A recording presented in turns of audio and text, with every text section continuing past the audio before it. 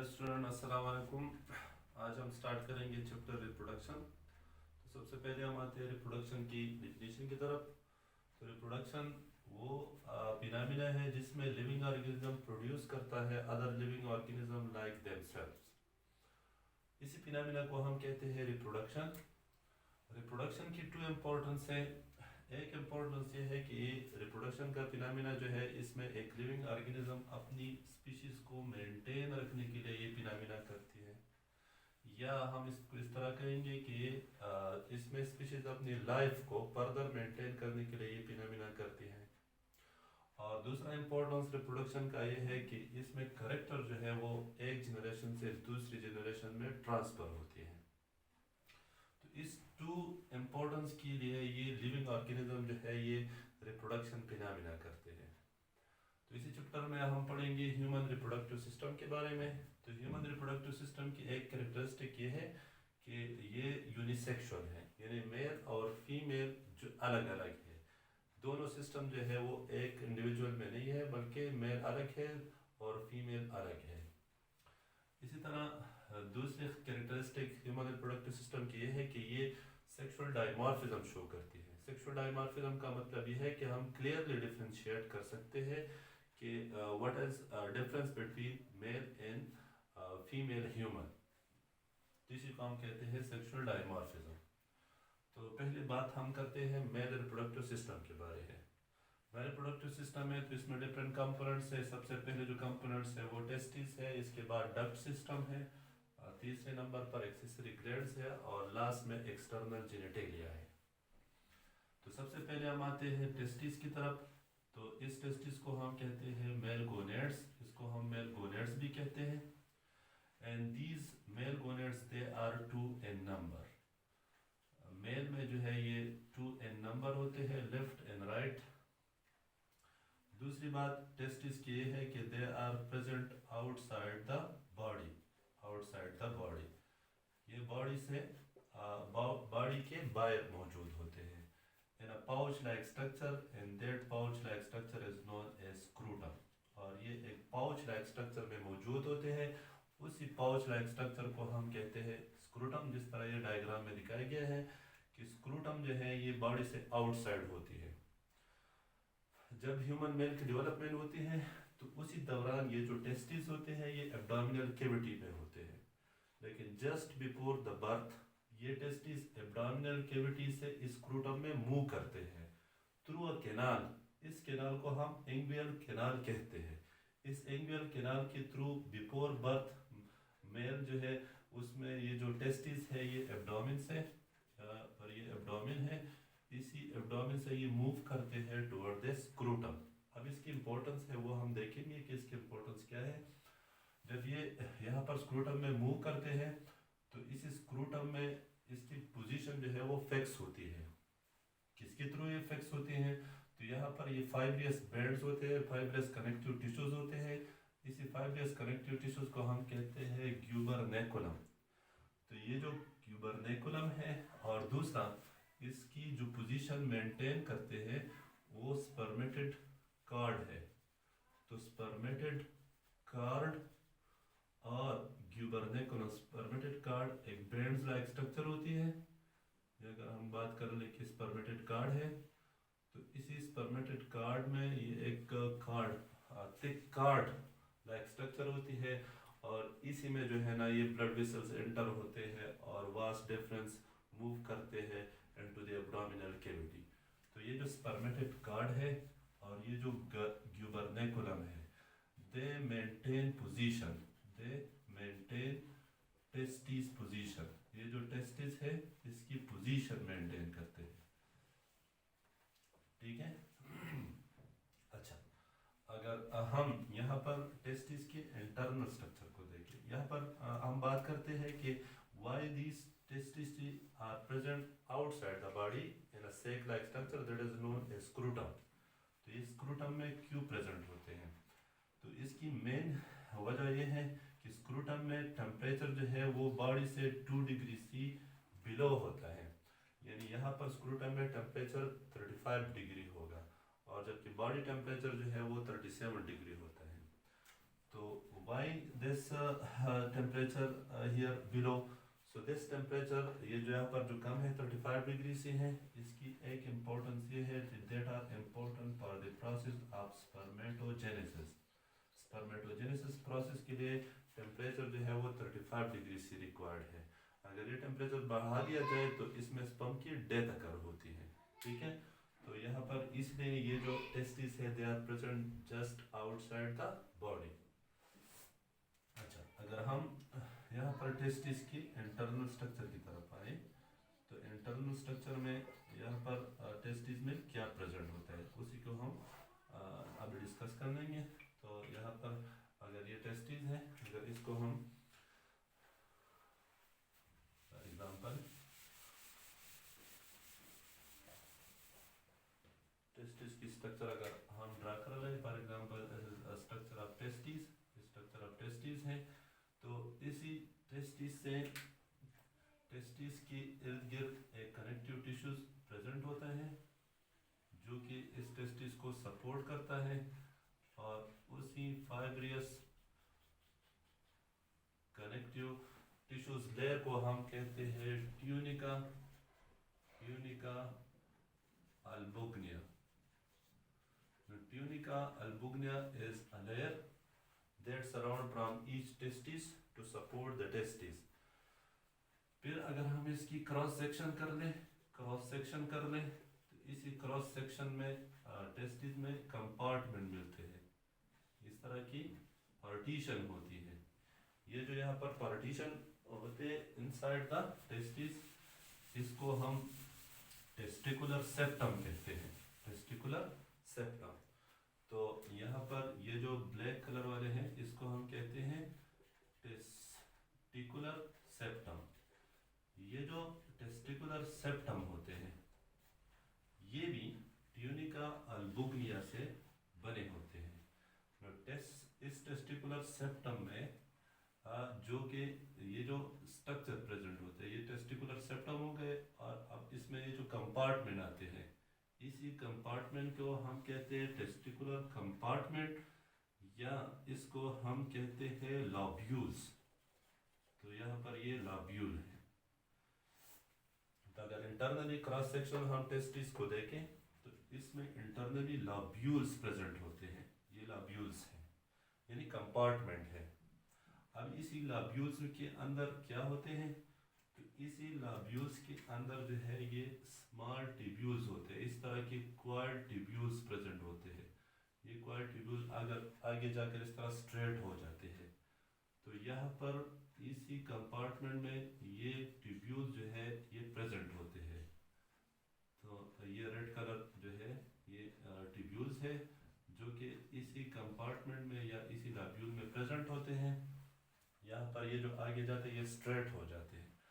तो इसी red colour वाले ट्यूब्यूल्स को हम क्या कहते हैं, इस रेड कलर वाले ट्यूब्यूल्स को हम कहते हैं सेमिनिफेरस ट्यूब्यूल्स। ये सेमिनिफेरस ट्यूब्यूल्स है। अगर हम लॉब्यूल की बात कर लें तो लॉब्यूल ये 250 से लेकर 300 तक एक टेस्टिस में इतनी कंपार्टमेंट या इतनी लॉब्यूल्स होते हैं।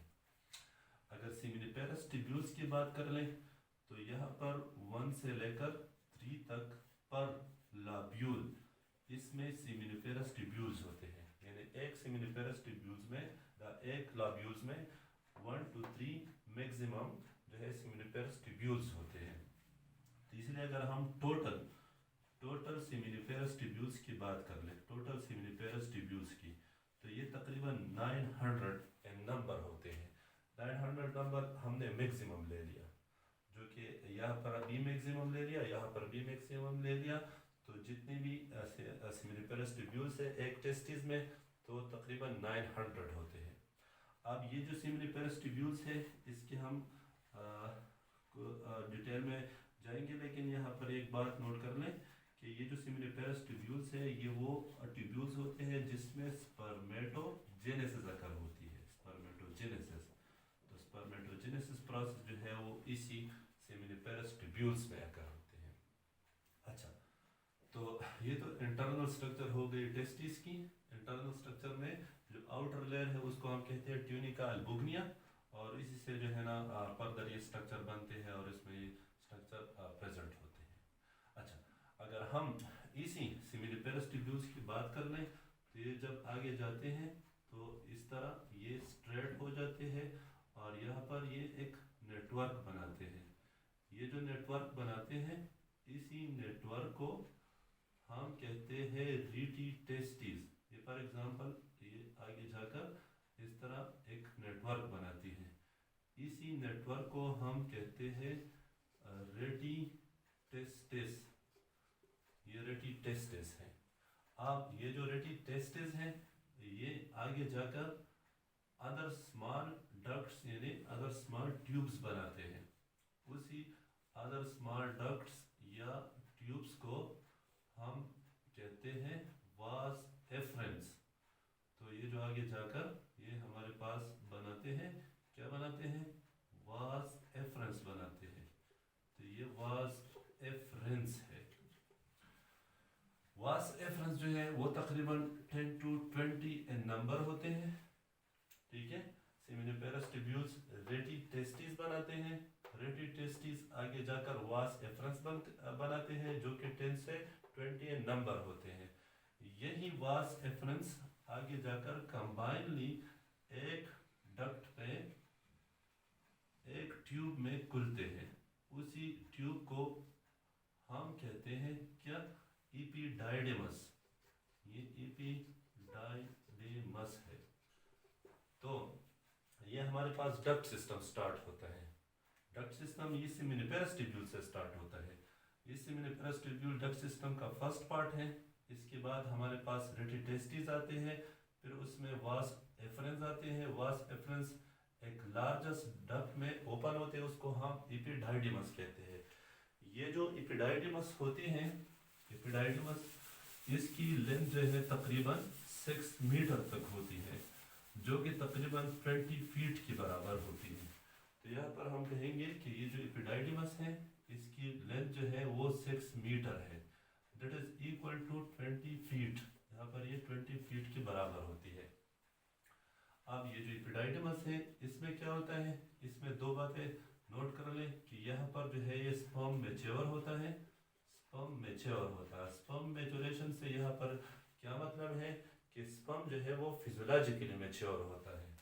और दूसरा यहाँ पर ये जो इपीडायडेमस है इसमें स्पर्म मोटिलिटी गेन करता है, यानी कि फर्दर स्ट्रेंथ यहाँ पर इपीडायडेमस में क्या करता है? गेन करता है।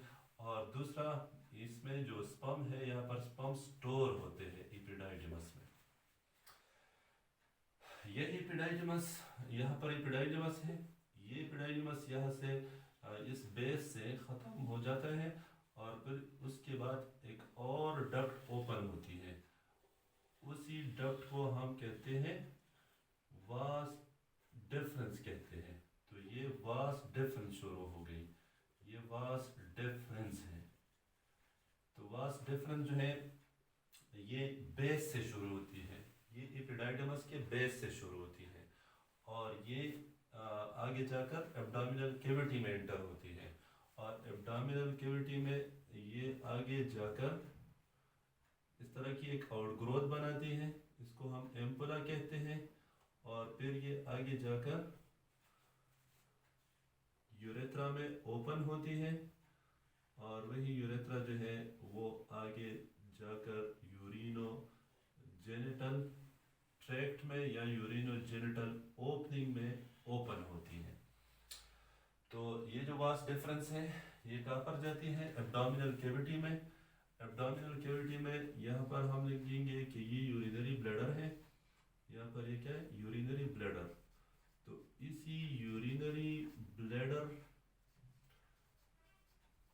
यहाँ पर ये जो यूरिनरी ब्लैडर है यहाँ पर ये इस तरह कॉइल होती है और फिर यहाँ पर ये ओपन होती है इस कॉमन डक्ट में जिसको हम यूरिनोजेनिटल डक्ट कहते हैं।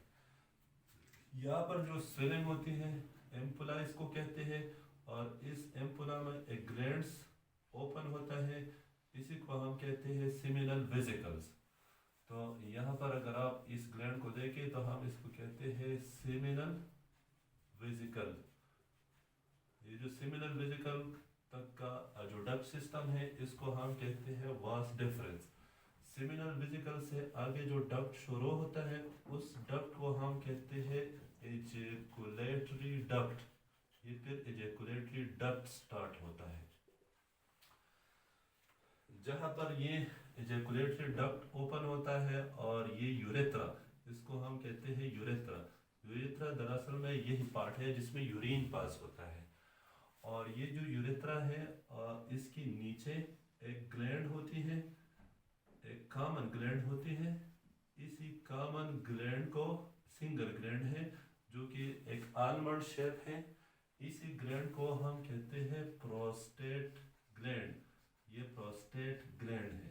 प्रोस्टेट ग्लैंड दे आर, इसकी हम बात करेंगे लेकिन नेक्स्ट लेक्चर में।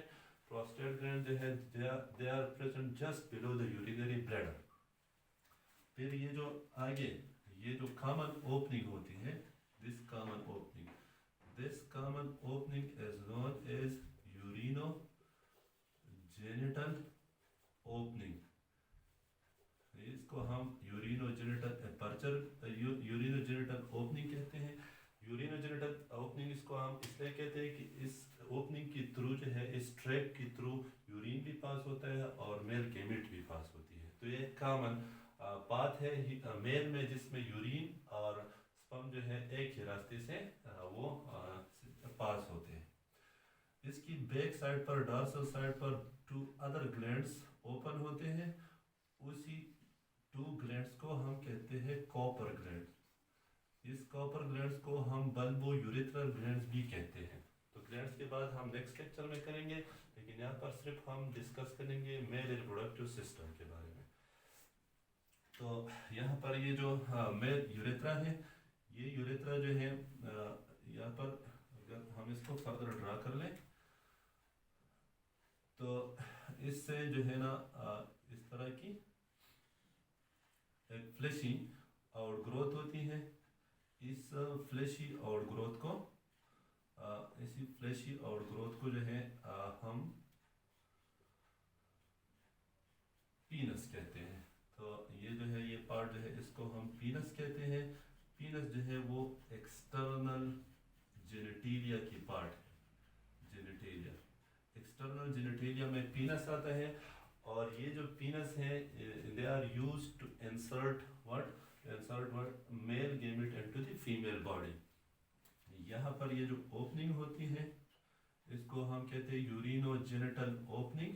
इसको हम यूरिनोजेनिटल ओपनिंग भी कहते हैं।